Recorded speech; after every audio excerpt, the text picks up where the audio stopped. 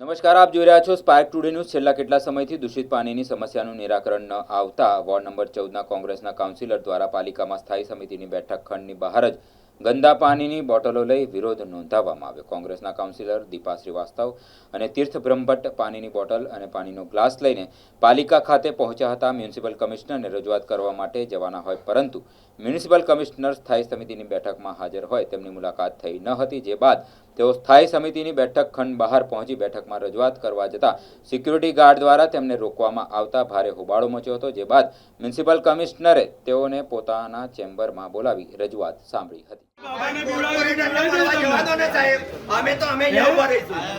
નાના બાબાને દવા પીવડાય એવું પીવડાવી દઈએ તમે।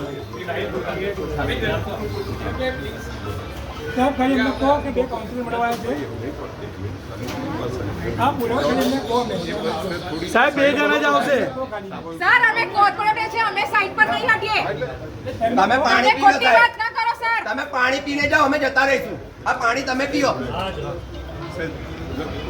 સર અમે એઝ અ ટાઈમ લીધેલો હતો, એપોઇન્ટમેન્ટ હતી સાહેબ। લોકો માટે છે ને કોર્પોરેટ છે। દીપાબેન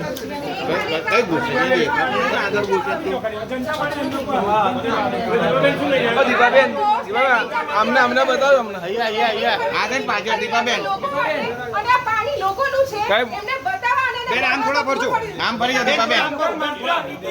બતાવો બતાવો એ લોકો બિસ્લરી વોટર પીએ છે ને આ જનતા પાણી પીએ। જો એ લોકો અંદર તમે ચેક કરો, બિસ્લરીની બોટલો પડી હશે, જનતા કાળું પાણી પીએ છે। આ ક્યાં સુધી જનતા પાણી પીશે? આ મીટિંગ કોના માટે છે? લોકો માટે। અમે કોના માટે ઊભા છે? લોકો માટે। આની અંદર એઝ અ કોર્પોરેટર જવાબ પણ ન દેવામાં આવતું હોય તો શરમ કરવી જોઈએ આ લોકોને। અંદર ખાલી ઈટિંગ મળીને ચીટિંગ થઈ રહી છે। આ ચીટિંગના વાના છે, આ મળવા કેમ ના દે?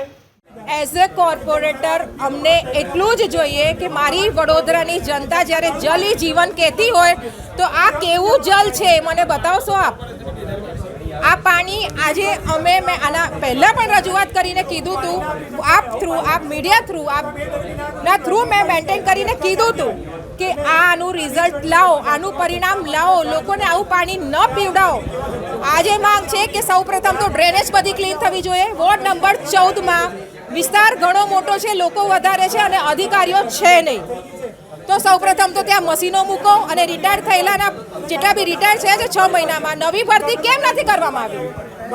હેલ્પિંગ હેન્ડ કેમ નથી વડોદરાવાસીઓ માટે? અને આ ક્યાં સુધી ચાલશે? મીટિંગો કરો છો સ્ટેન્ડિંગ કમિટીની, તો અમે તો જનતા માટે આવ્યા છે ને। એઝ અ કોર્પોરેટર અમને રોકવામાં કેમ આવે છે?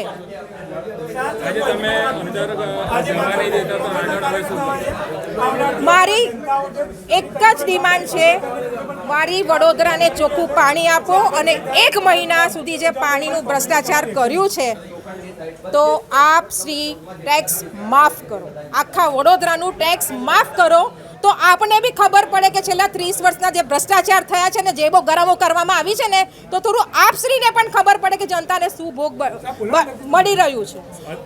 અને અંદર પણ હું એવા જ કહેવા માંગી રહી છું, આ મીટિંગ કોના માટે છે? મીટિંગ જનતા માટે છે। અને અમે કેમ આવ્યા છે? આ ખરાબ પાણી છે એને સાફ કરવા માટે આવ્યા છે। અને જ્યારે અમને મળવા ન દેવામાં આવતું હોય તો નહીં જ ચાલો।